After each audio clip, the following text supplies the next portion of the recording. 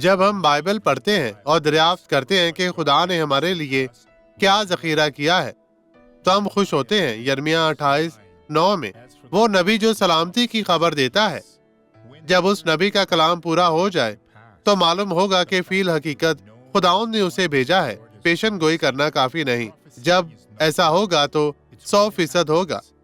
اگر یہ خدا کی طرف سے نہیں ہے تو یہ سب دھوکہ ہے، خدا کے ساتھ کچھ بھی اچھا نہیں ہوگا۔ اس نبی کی تاریخ دیکھیں، پھر دیکھیں کہ آپ اس پر یقین کر سکتے ہیں یا نہیں۔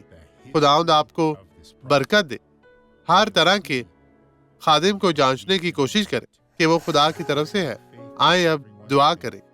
میں اپنا ایمان خداوند ان تمام لوگوں کے ایمان کے ساتھ جوڑتا ہوں۔ میں تیری قوت اور اختیار کو استعمال کرتا ہوں، ان تمام بدیوں کو ختم کرتا ہوں۔ ان لوگوں کی زندگیوں سے بدی اب چلی جا، غائب ہو جا، یسوع کے نام میں، اور آمین۔